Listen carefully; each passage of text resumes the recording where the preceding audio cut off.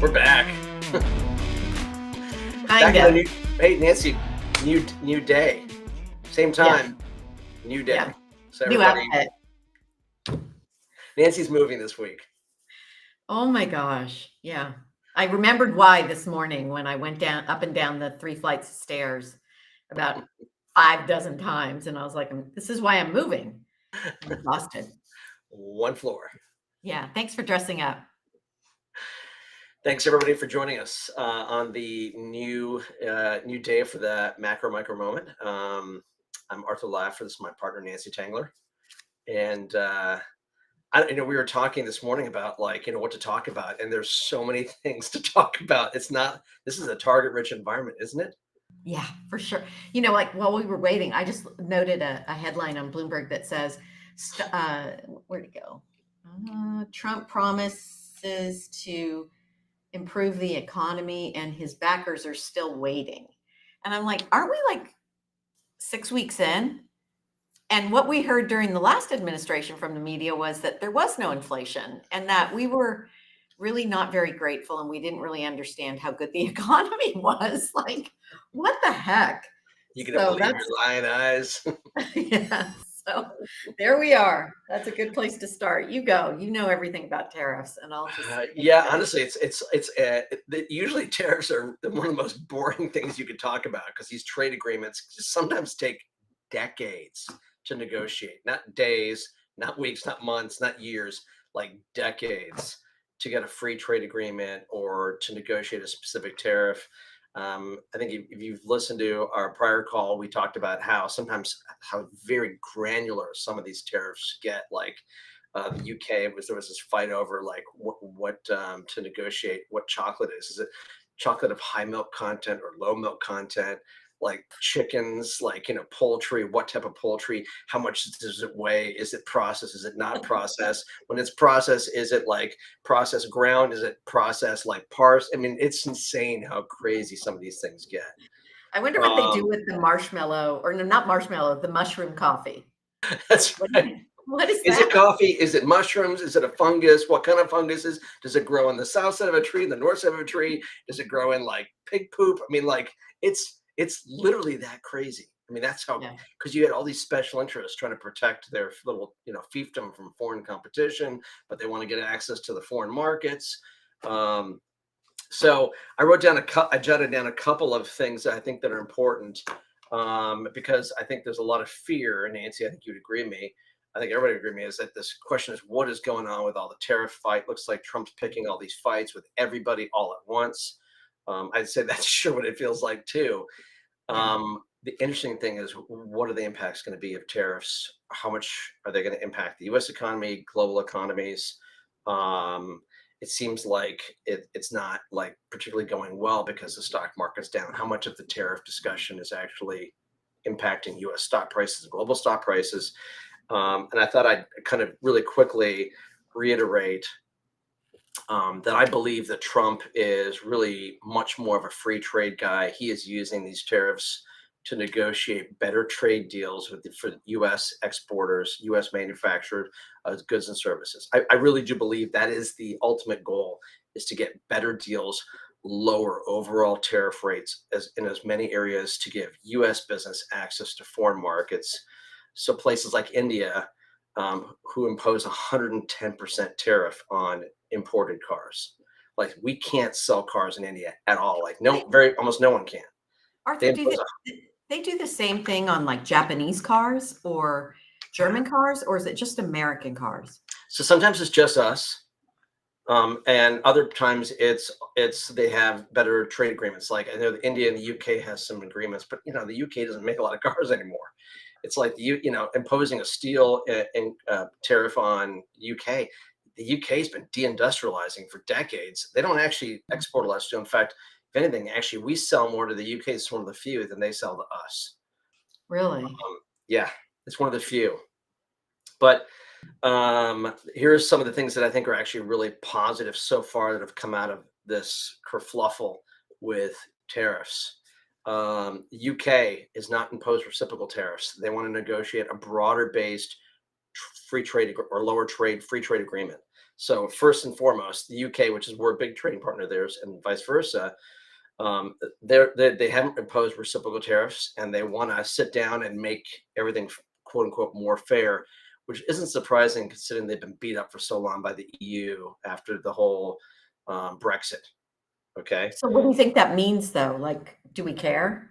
Yeah, it's good for look at any time we can bring down level of costs and tariffs, and it's good. And we sell more to them than they sell to us, so that should make the two countries much more aligned from a trade Okay. standpoint. So yeah, these are because they bring down overall costs. So I think that's good.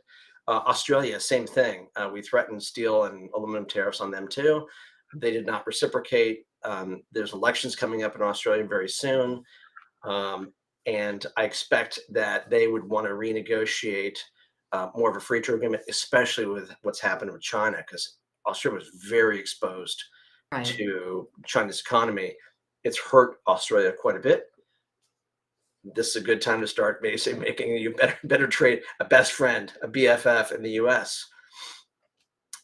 Brazil, Lula first came out and said, quit yelling at me. I think he literally said that he sees when Trump does these things that it's like an ugly, he said like an ugly face. There was some kind of translation of ugly face. How Quit many yelling at times me. did your teenagers say that to you? Stop yelling at me. And you're not even yelling. That's the No, it's like, thing. I go, you think that's yelling? My dad used to yell at me. I think the word was apoplectic.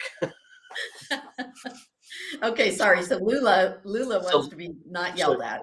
Yeah, he doesn't like being yelled at, but he's not going to impose reciprocal tariffs in the U.S. because guess what? They actually do export a lot of steel. They're one of the top ones with Canada and Mexico. I didn't know that. Big exports to the U.S. of steel.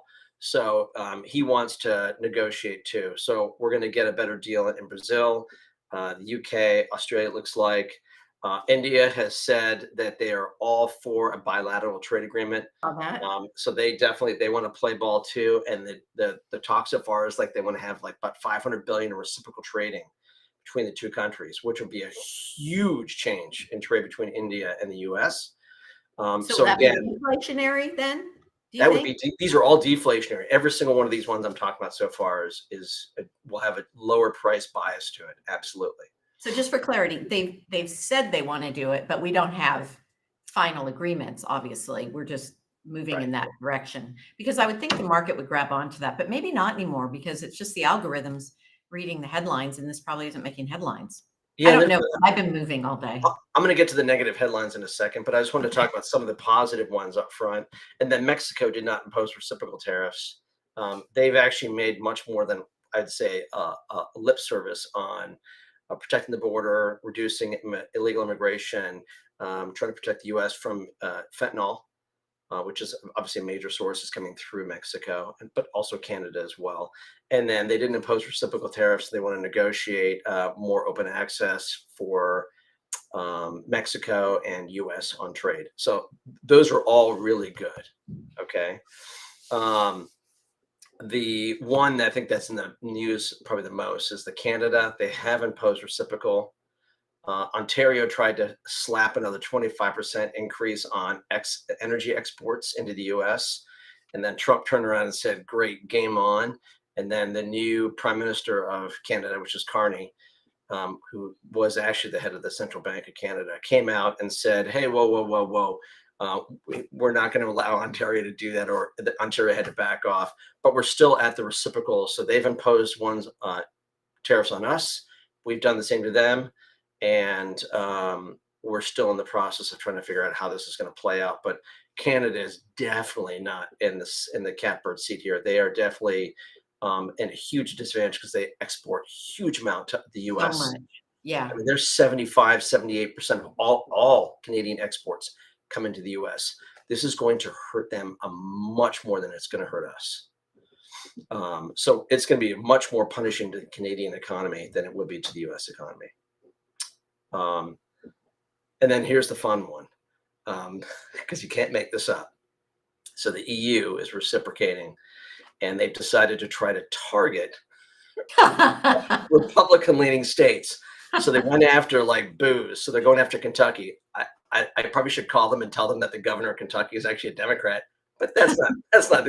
And they're going after Mitch McConnell. I don't think Mitch would even know. And I think they went after like Wisconsin. So they've done reciprocals. They've targeted stuff like Harley Davidson, which I think is Wisconsin. They've targeted like beverages, like jeans, and some other stuff. The irony is they export a lot more booze to us than we do to them. So the reciprocal tariffs, which I expect to be coming forthcoming quite soon, is going to pound them even harder. Oh And my their God. economy ain't growing real fast right now. So I think the EU's got so many distractions right now. I don't know why they would want to continue to pick a fight with us, but hey, Well, game you know, on. I mean, the stocks have rallied year to date, and I don't mind saying I'm somewhat surprised by that because the fundamentals are not good. Regulatory burden. We heard the CEOs complaining that the European CEOs complaining at oh, come on, Davos. Gosh, sorry, no sleep. About the regulatory burden they were facing versus the US, and that's before we even lower our regulatory burden. So I don't know how you make money as a company over there, and they're dominated by old economy companies. You know, they don't have a lot of technology. So I don't know why you'd add to your woes if you were the EU. Well, and it's even worse, Nancy, because we haven't talked about the whole Ukraine issue. There was the huge event that happened in the White House with Zelensky. He goes back. He won't sign the deal to basically start paying us by giving us mineral rights to start paying us back for the amount of money the hundreds of billions of dollars we've used to support them in the war against Russia.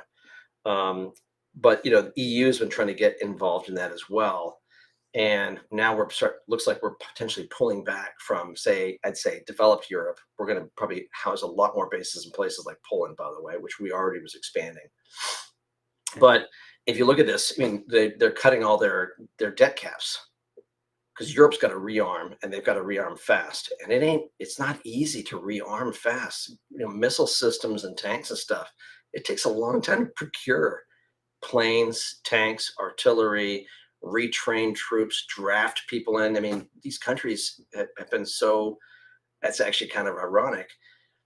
They've been so protected, like the way tariffs protect them. They've become soft in the sense of being able to defend themselves. Now they're panicked because we didn't phase this out. We're pulling the rug out. Yeah. And they've got some serious increased defense spending coming. I mean, I know we've talked about this before, but I mean, I love global defense stocks because the buyers are not going anywhere anytime soon, and the money's going Yeah. to be pouring in. Yeah. But you're also, I Well, think we're getting a peace dividend, Nancy, don't you think? we will be getting one. Yeah, I think that you've got a potential ceasefire happening, and then maybe actually a real, negotiated truce between Russia and Ukraine. I mean, that would be. I mean, Well, if you look at the market today, the Dow was down, and I honestly have not had a chance to look to see which stocks drug it down, but the Nasdaq was up 1.22%. Now, that could just be, a bounce off the bottom. It could be some short covering. You don't know in the near term, but the underlying fundamentals remain intact. I was on CNBC at Uber early this morning, so call it yesterday, and I mentioned that we had added to some of the tech names on Monday, and they could go down more. We added to Nvidia and Tesla, for example. They could go down more, but I think 2 years from now we're going to be really happy with where we bought them, whether they go down another 10% or not. So I actually think this remains a once in a generational opportunity. And you're right, if we do get a peace dividend, that's just another something to be happy about. Keep coming off the best earnings season since before COVID in the fourth quarter. Guidance has not really fallen apart. So, there's a lot to be happy about, including productivity. We talked about that, I think, last time we were together. Productivity came in better than expected. Unit labor costs came in lower than expected. That's all good for expanding margins and sustainability of corporate earnings. So we get a tax cut, we get anything at the margin. And I think any pro growth kind of policy, and I think we're off to the races for a while.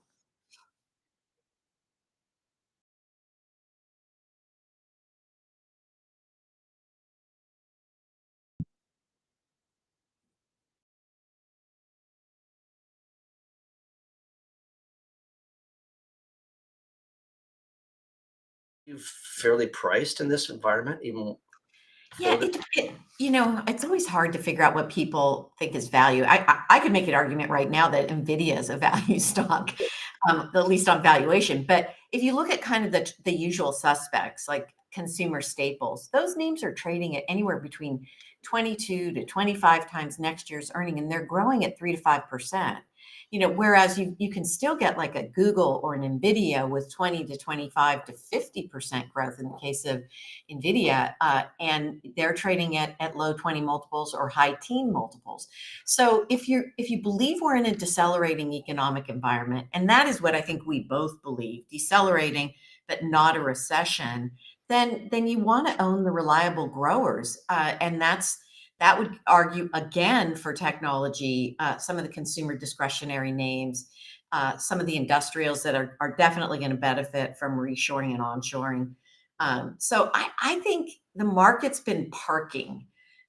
Mark Werner, who we just hired at our firm, he calls it renting a space. And I think that's a good way to think about it because we're really buyers and we don't really like to rent because we have to sell the long-term winners, take taxable gains, and then, rent in these short-term trades. And that's not what we do. So I think the narrative is still intact. I mean, we've been asking ourselves, over and over again, what are we missing? What's the next shoe to drop? But I think they've all dropped, at least as far as I can tell. I think that one of I think there's so much noise. There's so much headline noise and headline risk associated with what's been going on the last couple of weeks, or God, since January 20th, I think probably. It may not become noise. It may just be the constant background sound. But we haven't talked about drill, baby, drill. Let's do it after the break. Energy prices, which we should talk about next. Yeah, that's great. Let's do it after the break. We'll take a 2-minute break and regroup and talk to you in a few minutes. So stand by, send your questions. Thank you.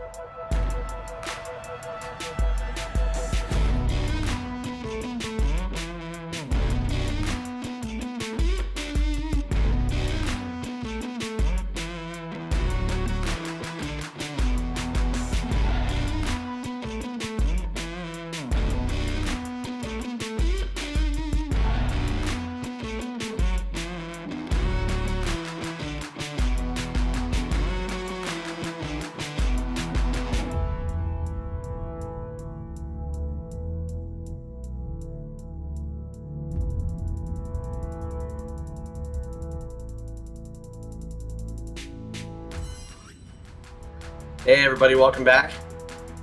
And it's gonna be ironic that I'm gonna be bringing up the topic of energy when the Energizer Bunny is sitting next to me.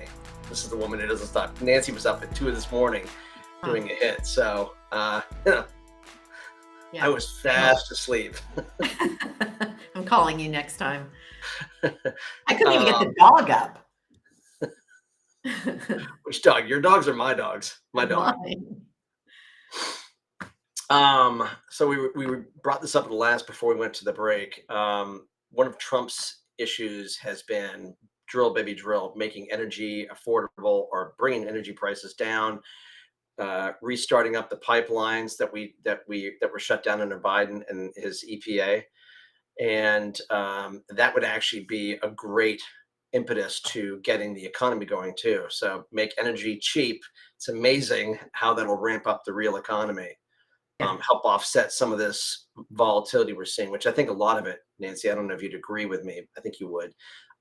We're seeing some mess. I was going to say mess ups. Is that a word? We're seeing some issues with the timing of GDP. I think we're going to Yes. see GDP get kind of choppy here. Like it may tail off in March, and you'll see it pick back up if things calm down and we get clarity on tariffs. Maybe the Mhm. next quarter will be higher than normal. This quarter might be lower than normal. What do And you let's think? remind people why that is, because when what we've seen in the Q1 number, at least for the month of January, is that purchasing managers tried to get ahead of the tariffs, so they imported more, and imports are subtracted from GDP. Yeah. So if we're buying, and our exports slowed down, so that combination saw the number get revised from up 1.5 to down 2.8, and now only down 2.4% for the first quarter. But it's really an accounting gimmick, and people will immediately go to that and say recession, stagflation. But we saw this in 2022, and we did not have a recession. We had 2 quarters of this, by the way, and that was because of the supply chain strength. So go ahead. Sorry. No, and I think some of the things we've been talking about are like not just traditional energy sources, but also more of the change in infrastructure. I know one of the things I did in one of my strategies was that I bought VOLT, which is we talked about some of the names in there, PWR, Schneider Electric, and having to as we're going to continue to electrify the economy, and that's going to happen globally. New And players these are are going the to come guys. in that are different than the traditional utility players. How do you see that playing out? Yeah, no, we own the individual stocks, as you know, and these are the guys that are building the capacity, and I think that becomes super important. Schneider is an interesting company. They're French. Uh, I'm not going to hold that against them, but they had some management issues, but they just reported and the numbers were good. Power is Quantus Services, and they are a dominant player in the space.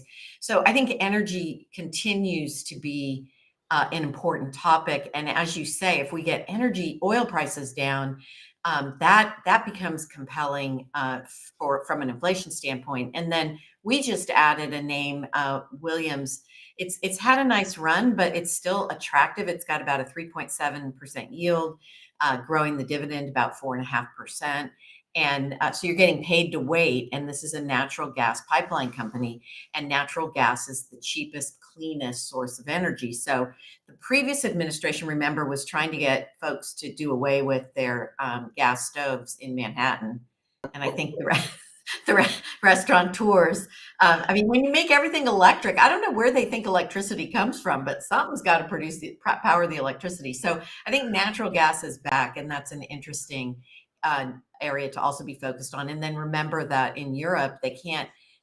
So one of the pipelines blew up mysteriously, and they can't get access they don't want to have access and dependence on Russian natural gas. So we've been exporting a lot of natural gas, and we got to get it from here to there. So we think that's an interesting name. You've even seen, I'm sure some some of these names, but these small scale nuclear reactors and this Yes, all this AI data centers and how much power these centers need. And you're seeing like Microsoft, I believe it. I don't put words in my mouth, but I'm going to put the words in your mouth, someone's mouth, about how they're literally talking about building these facilities and having their own energy yeah, production. So the question is, should they even be regulated like a utility because they're not selling into the grid? They're just yeah. literally providing power to data centers. And some of them have been turned down by the regulators, but Williams is also having those discussions. So I think we're supposed to toss Yeah. to Nancy's names to watch. Well, actually, one thing on the inflation side, so that you see oil, which I think actually energy prices coming down will be really good. That's going to be definitely a downward bias to inflation. It's going to help output and productivity for sure. One of the things I've noticed in the CPI number this morning that came out, is that housing continues to be really stubbornly high. You're seeing the housing component of CPI at around 0.3, zero point 0.4, like every single month. And I think it's every month. I think we even had a plus zero point 0.5 back about a year and a half or so ago. So housing seems to be stubbornly resistant to helping inflation come down. And it's a key component of that number now. Mhm. Big component. So we'll Yeah, see. PPI tomorrow. I know. We'll see how that goes. All right. Well, I think we're tossing to Nancy's names to watch. Yes. I wonder what those are. Um, okay, so two names we bought this week on Monday.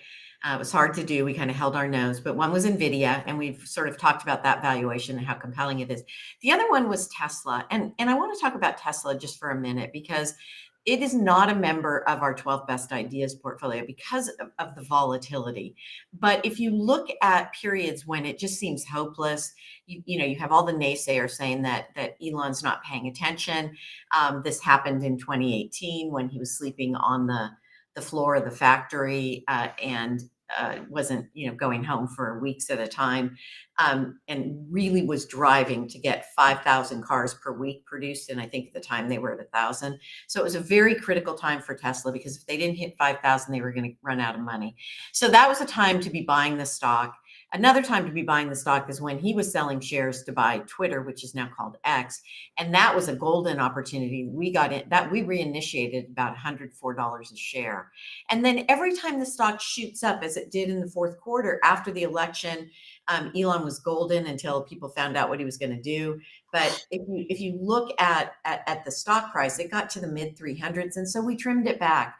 And that's how we invest. We always keep a core position, not always, but for now we have a core position, and then we trade around it. And so I thought, on Monday that it just made good sense to add to holdings. And we didn't pick off the bottom, but we got pretty close to it, at least in the near term.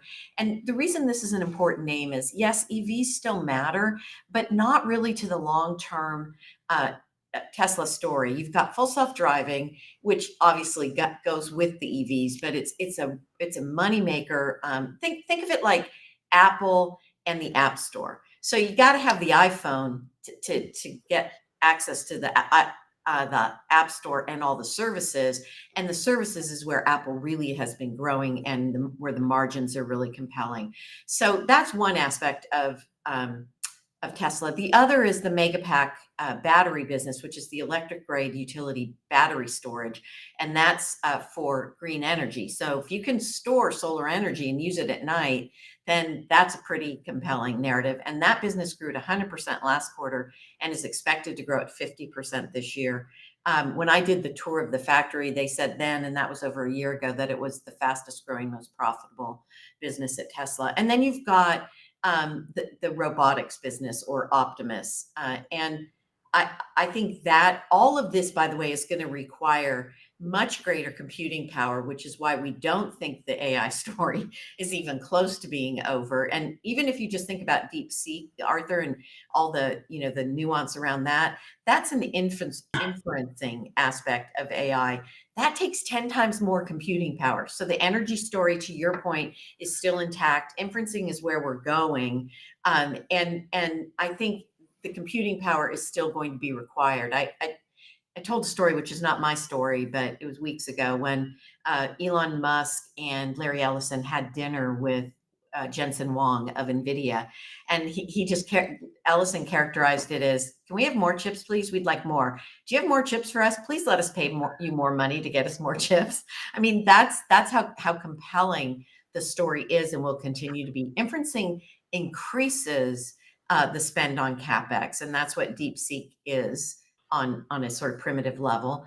It doesn't decrease it. And then the last thing I'll say is, and I've talked to you about this ad nauseum, but I started using Grok over ChatGPT and Copilot on Microsoft. And I find it to be 10 times more effective. It's quicker. It's more conversational. Tell the audience what you read about when you went on ChatGPT about. I mean, there's no secret those two guys hate each other. Yeah, Yeah. if you want to get a funny one, you just type in "Ask ChatGPT if Grok's better than ChatGPT," and you get the most. I think it's pretty funny. It's basically said that Grok was smarmy and like meme driven, like not real Sarcastic. substantive, kind of like your smart ass cousin, little nephew. And I'm like, Yeah. what? Yeah. So it's playing out in full time, Yeah, or in real time. But yeah, so I think Tesla's an interesting name here. You don't jump in full, with both feet, but you just take little nibbles at it. Because if you go back and look, and I don't have the numbers with me because I moved them, but I think annualized the stock since the IPO, it's up about between 45 and 49% annually. And there have been dozens of times where it has sold off and then bounced back pretty compellingly. So just nibble at it. It much like you would Amazon, the names that are going to drive the future growth of the consumer and the country. So, and I'm going to get one. I decided my and counterpart. I thought we'd wrap it up, dude, on the political front really quickly. If anybody's been watching the president, he's talked about buying Greenland. Well, Greenland just had elections, and I don't think they're gonna. I don't think they're gonna take a purchase offer, but who knows? But they definitely the pro-independence movement from Denmark took a big move into the actual independence from Denmark. So I think even if we don't quote unquote buy Greenland, I think that there's a huge movement for them to start making overtures to the U.S. about a much bigger partnership. Wow. So I think that's definitely on the way. And Denmark can't compete with us when we start ripping out the checkbook. Yeah, that's awesome. Right I now. didn't hear that. Yeah, All right. Well, stay tuned. We'll see you this time next week at 5 Eastern on Wednesday. Wednesdays. Yes. All Thanks right. everybody. Thanks so much.